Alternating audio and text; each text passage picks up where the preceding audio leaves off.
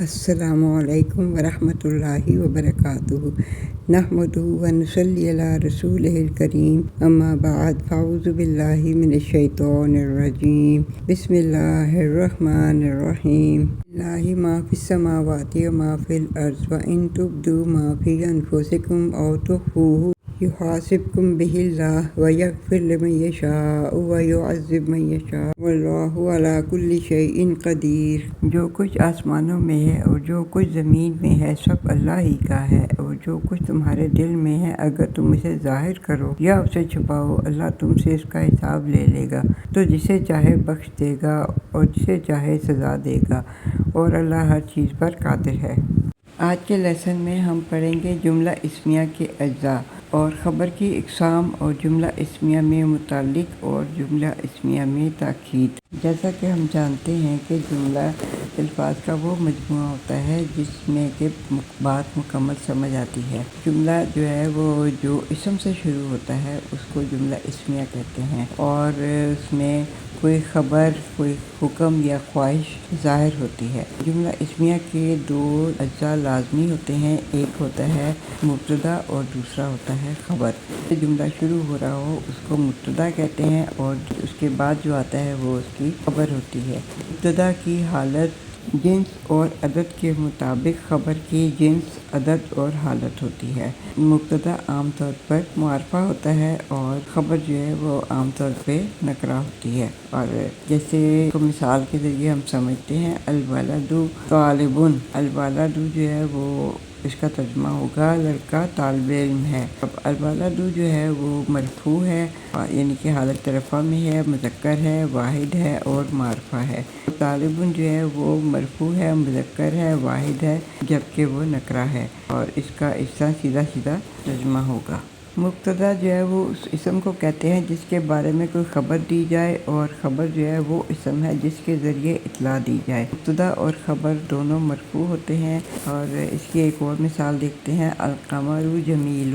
القمر مبتدا ہے اور جمیل جو ہے وہ خبر ہے۔ اوپر جملے میں القمر کے بارے میں اطلاع دی جا رہی ہے، اس لیے وہ مبتدا ہے، اور یہ بتانا چاہتے ہیں کہ وہ خوبصورت ہے، اس لیے جمیل جو ہے وہ خبر ہے۔ جملہ اسمیہ میں اگر مبتدا غیر عاقل کی جمع ہو تو خبر واحد مؤنث ہوگی۔ غیر عاقل کس کو کہتے ہیں یہ ہم پہلے پڑھ چکے ہیں، میں پھر بھی آپ کو یاد دہانی کرا دوں۔ انسان، فرشتے اور جنات کے علاوہ تمام مخلوقات جو ہیں وہ غیر عاقل ہوتی ہیں۔ یہ تین مخلوقات جو ہیں وہ عاقل کہلاتی ہیں۔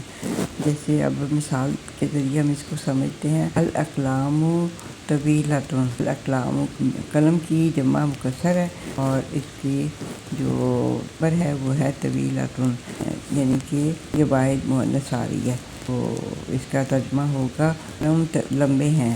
القلوب مطمئنۃ۔ اب قلوب جو ہے وہ بھی جمع مکسر ہے قلب کی، اور اس جو ساتھ میں خبر آ رہی ہے وہ واحد مؤنث آ رہی ہے، تو اس کا ترجمہ ہوگا دل مطمئن ہے۔ الولد صالح۔ یہ ہے الولد جو ہے وہ معرفہ ہے اور مرفوع ہے، اور صالح جو ہے وہ بھی وہ نکرہ ہے لیکن وہ مرفوع ہے، اور ساتھ میں یہ دونوں واحد مذکر ہیں، اور الولد جو ہے مبتدا ہے اور صالح جو ہے خبر ہے، اور اس کا ترجمہ ہوگا لڑکا نیک ہے۔ اور القلمانی جمیلانی، تو یہ القلمانی معرفہ ہے اور مرفوع ہے، اور تثنیہ کا صیغہ ہے اور مذکر ہے، اور اس کے جو خبر ہے وہ جمیلانی، وہ بھی نکرہ ہے اور مرفوع ہے، اور تثنیہ کا صیغہ اور مذکر۔ تو یہ القلمانی جو ہے وہ مبتدا اور جمیلانی خبر، تو یہ اس کا ترجمہ ہوگا وہ قلم خوبصورت ہیں۔ اور المعلمون جالسون، یہ بھی معرفہ ہے اور مرفوع ہے، اور یہ جمع ہے، مذکر ہے، اور اسی طرح جالسون بھی نکرہ ہے اور مرفوع ہے اور جمع ہے اور مذکر ہے، اور المعلمون مبتدا ہے، جالسون خبر ہے، اور اس کا ترجمہ ہوگا استاذہ جو ہیں وہ بیٹھے ہوئے ہیں۔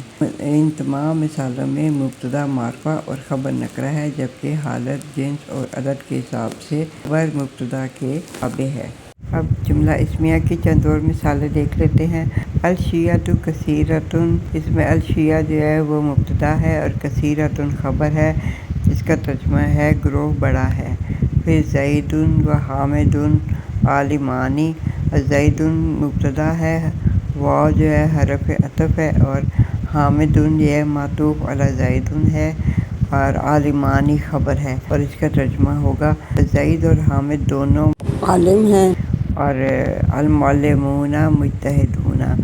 اب المعلمون مبتدا ہے اور مجتہدون خبر ہے، اور اس کا ترجمہ ہوگا سارے معلم محنتی ہیں، اور اللہ قدیر، اللہ جو ہے وہ مبتدا ہے اور قدیر خبر ہے، اس کا ترجمہ ہوگا اللہ خوب قدرت والا ہے، اور القلوب مطمئنۃ، القلوب جو ہے وہ مبتدا ہے اور مطمئنۃ خبر ہے، اور اس کا ترجمہ ہوگا دل مطمئن ہے، اور المعلمتانی جالستانی، اس میں المعلمتانی مبتدا ہے اور جالستانی خبر ہے، اس کا ترجمہ ہے دو استانیاں بیٹھی ہیں، اور المسلمون اخوۃ، المسلمون مبتدا ہے اور اخوۃ جو ہے خبر ہے، اس کا ترجمہ ہے مسلمان بھائی ہیں۔ جملہ اسمیہ میں جو خبر آتی ہے اس کی تین اقسام ہوتی ہیں، یعنی کہ تین قسم کی خبریں ہوتی ہیں، ایک ہوتی ہے مفرد، اور دوسری ہوتی ہے جملہ، اور تیسری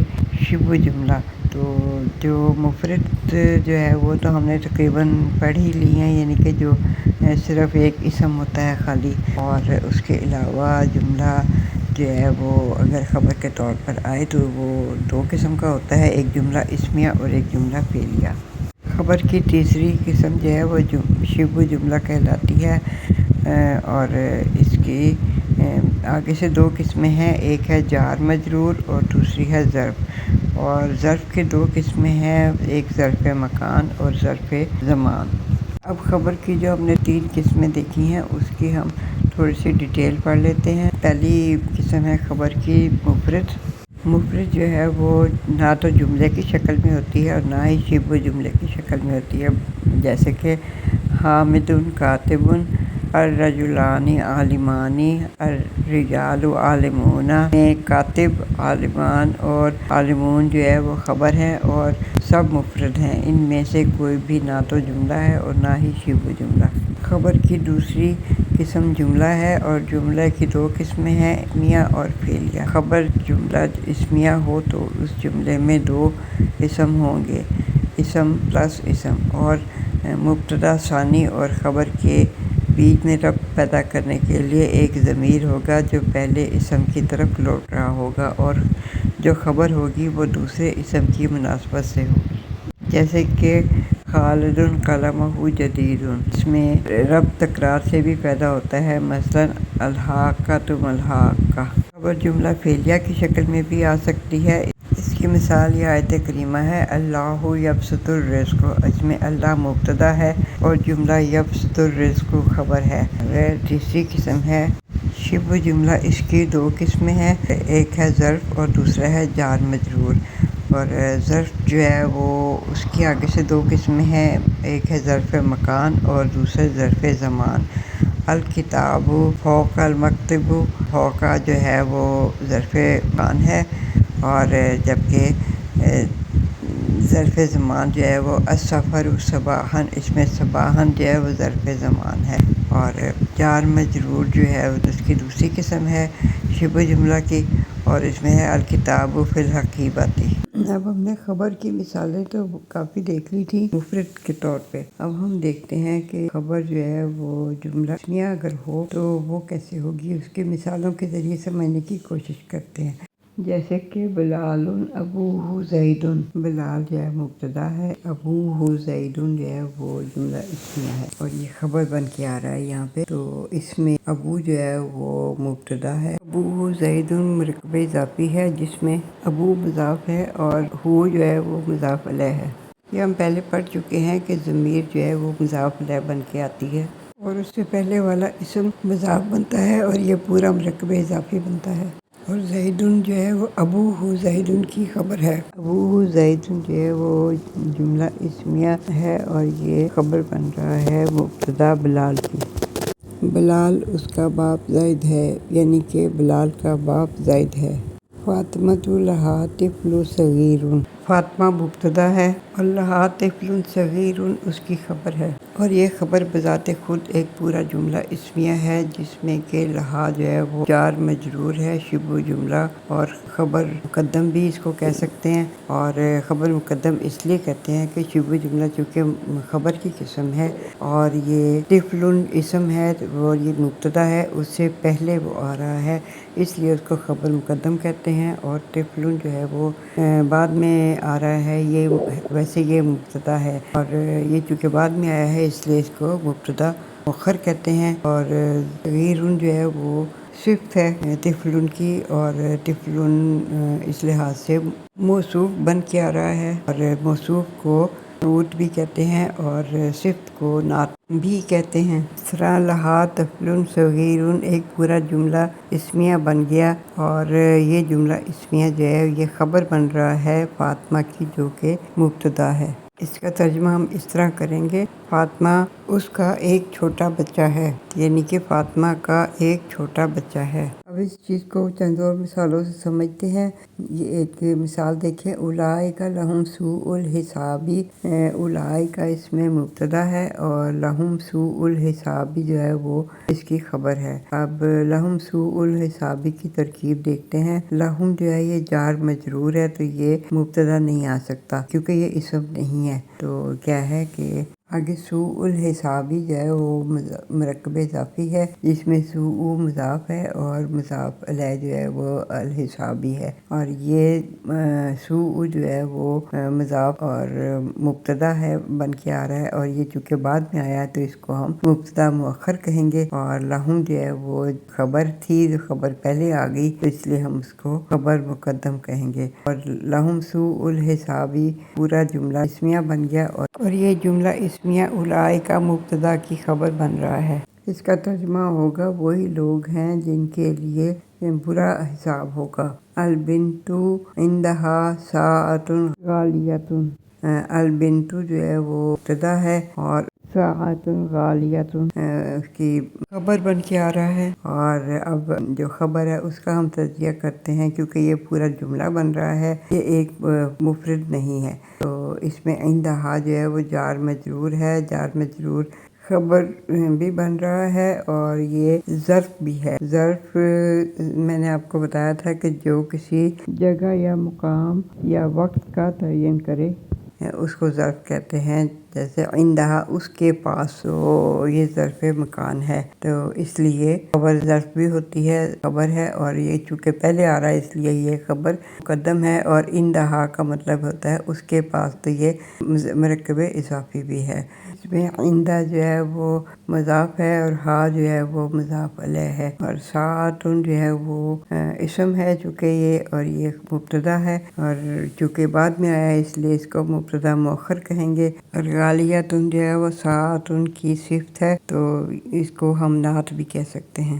ساعۃ غالیۃ مل کے مرکب توصیفی بن گیا، اور یہ عندہا ساعۃ غالیۃ جو ہے یہ پورا مل کے اس کا خبر بن گئی البنتو کی، جس کا مطلب ہوگا کہ لڑکی کے پاس گھڑی ہے قیمتی۔ تیسری مثال دیکھیں الولد سیارتہ جدید، تو الولد مبتدا ہے اور سیارتہ جو ہے وہ مرکب اضافی، سیارتہ جو ہے وہ دو الفاظ کا مجموعہ ہے، یعنی کہ سیارتہ اور ہو، تو اس میں سیارتہ جو ہے مضاف ہے اور ہو جو ہے مضاف الیہ، اور یہ اس کا مبتدا بن گیا سیارتہ، یعنی کہ اس کی گاڑی، اور جدید جو ہے اس کی صفت ہوگی اور سیارتہ کی، اور یہ خبر بن گئی، اور یہ پورا جملہ اسمیہ بن گیا سیارتہ جدید، اس کی گاڑی نئی ہے، تو یہ اب الولد ساتھ میں لائیں گے تو الولد جو ہے وہ مبتدا، اور یہ پورا جملہ اسمیہ جو ہے وہ اس کی خبر بن کے آ رہا ہے الولد کی، اور اس کا ترجمہ ہوگا لڑکے کی گاڑی نئی ہے۔ اب ہم خبر کی دوسری قسم یعنی کہ جملہ فعلیہ بطور خبر دیکھتے ہیں۔ اب اس میں دیکھیں حامد ذهب الی المسجد، حامد یہ مبتدا ہے اور ذهب فعل ماضی ہے، الی المسجد جار مجرور ہے، تو یہ ذهب الی المسجد مل کے جملہ فعلیہ بن گیا، اور یہ جملہ فعلیہ جو ہے یہ پورے کا پورا یہ خبر بن کے آ رہا ہے حامد کی، حامد چونکہ مبتدا تھا تو اس طرح سے اس کا ترجمہ ہوگا حامد مسجد کی طرف طرف گیا۔ اور اسی طرح الطلاب ذهبوا الی الملعب، اور طلاب جو ہے وہ مبتدا ہے اور ذهبوا فعل ماضی ہے، الی الملعب جو ہے وہ جار مجرور ہو گیا، اور فعل ماضی جار مجرور کے ساتھ مل کے ایک پورا جملہ فعلیہ بنا رہا ہے۔ یہ بن گیا الطلاب ذهبوا الی الملعب۔ تو اس کا ترجمہ ہوگا سب طالب علم گئے میدان کی طرف۔ ذهبوا الی الملعب جو ہے یہ پورا جملہ فعلیہ یہ خبر بن کے آ رہا ہے الطلاب مبتدا کی۔ اب ہم خبر کی تیسری قسم ظرف کے متعلق دیکھتے ہیں کہ وہ کیا ہے۔ ایسے الفاظ جو کسی اسم کے مقام یا عمل کے وقت کا تعین کریں، یہ الفاظ جملے میں عموماً مضاف کے طور پہ آتے ہیں، جیسے کہ ظرف مکان اور ظرف زمان۔ اور ظرف مکان جو ہوتا ہے وہ اسم کی جگہ کا تعین کرتا ہے، یعنی کہ وہ بتاتا ہے کہ وہ اسم کس جگہ پر ہے۔ جیسے فوقہ، فوقہ کا مطلب ہوتا ہے اوپر، القلم فوق المکتب، تو فوقہ جو ہے وہ ظرف مکان ہے۔ اسی طرح تحت، تحت کا مطلب ہوتا ہے نیچے، حامد تحت الشجرۃ، حامد درخت کے نیچے ہے۔ امامہ، امامہ کا مطلب ہوتا ہے سامنے، یہ بیت التاجر، تاجر کا گھر، امام المسجد، مسجد کے سامنے ہے۔ خلفہ، خلفہ کا مطلب پیچھے، بیت الطبیب خلف المسجد، ڈاکٹر کا گھر مسجد کے پیچھے ہے۔ مع کا مطلب ہوتا ہے ساتھ، ہوا مع ہنا فی البلد، تو اس کا مطلب ہے کہ وہ میرے ساتھ ہے اس وقت شہر میں۔ اور اندہ کا مطلب ہے پاس، ما عندی سیارۃ، میرے پاس گاڑی نہیں ہے۔ اب ہے ظرف زمان، تو اس میں قبلہ، قبلہ کا مطلب ہوتا ہے پہلے، السلام قبل کلام، کلام سے پہلے سلام کرتے ہیں۔ بعد، بعد کا مطلب ہے بعد میں۔ فَأَحْيَا بِهِ الْأَرْضَ بَعْدَ مَوْتِهَا، پس اس زمین کو اس کی مردہ ہونے کے بعد دوبارہ زندگی دی۔ اصبح، اصبح کا مطلب ہے صبح ہونا۔ قُلْ أَرَأَيْتُمْ أَنْ أَصْبَحَ مَاؤُكُمْ غَوْرًا، آپ کہہ دیجئے کیا تم دیکھتے ہو کہ صبح کو تمہارا پانی زمین کی گہرائیوں میں اتر جائے۔ ابدا کا مطلب ہے ہمیشہ۔ فَإِنَّ لَهُ نَارَ جَهَنَّمَ خَالِدِينَ فِيهَا أَبَدًا، پس بے شک کے لیے جہنم کی آگ ہے۔ خالدین کا مطلب ہے وہ ہمیشہ رہیں گے، فیہا اس میں، ابدا ہمیشہ ہمیشہ۔ یوم، یوم کا مطلب ہوتا ہے دن، مالک یوم الدین، مالک ہے بدلے کے دن کا۔ اسبوع کا مطلب ہے ہفتہ، تو غیبت یومین فی ھذا الاسبوع، غائب رہا وہ 2 دن اس ہفتے میں۔ اب جملہ اسمیہ کے حوالے سے ایک نیا ٹاپک ہم ڈسکس کرتے ہیں۔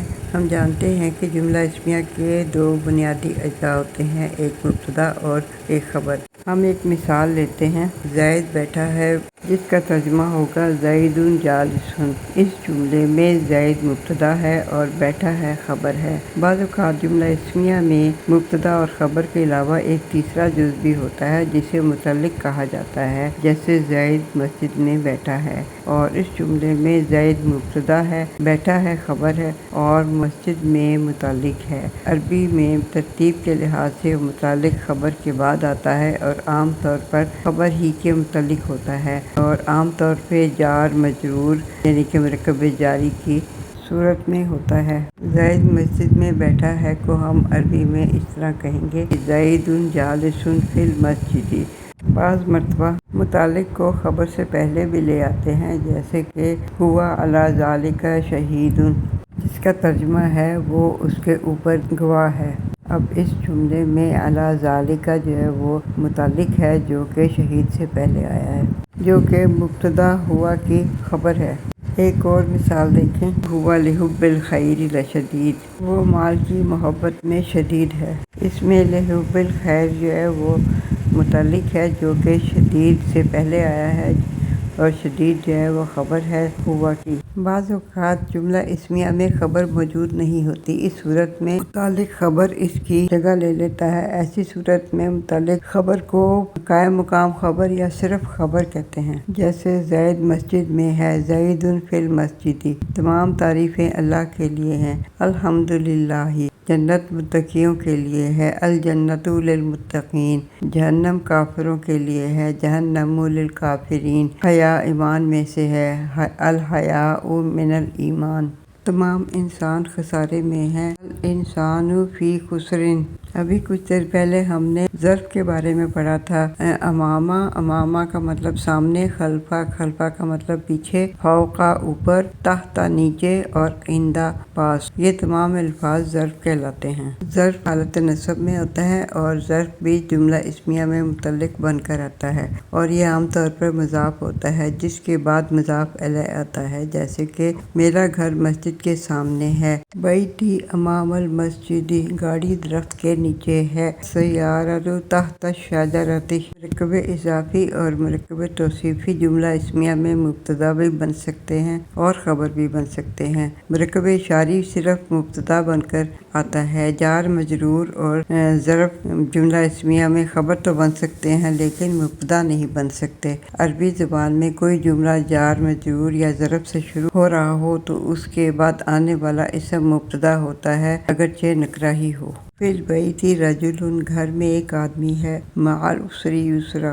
تنگی کے ساتھ آسانی ہے، فی الجسد مضغۃ، جسم میں ایک لوتھڑا ہے، فی قلوبہم مرض، ان کے دلوں میں مرض ہے، لہم عذاب عظیم، ان کے لیے بڑا عذاب ہے، علی قلوبہم غشاوۃ، ان کے دلوں پر پردہ ہے، فی الصلح خیر، صلح میں خیر ہے، امام المسجد شجرۃ، مسجد کے سامنے درخت ہے، فی الفساد شر، فساد میں شر ہے، فی الحیاۃ الرسول اسوۃ، رسول کی زندگی میں نمونہ ہے، بی اخی، میرے ساتھ بھائی ہے، فی بیتی حدیقۃ، میرے گھر میں باغ ہے، فی غرفتی مروحۃ جمیلۃ، میرے کمرے میں خوبصورت پنکھا ہے، عندی سیارۃ، میرے پاس گاڑی ہے، عندہ ساعۃ جمیلۃ، اس کے پاس خوبصورت گھڑی ہے۔ اب ہم دیکھیں گے کہ جملہ اسمیہ میں تاکید کا مفہوم کیسے پیدا کیا جاتا ہے۔ جملہ اسمیہ میں تاکید پیدا کرنے کے لیے عام طور پہ جملے کے شروع میں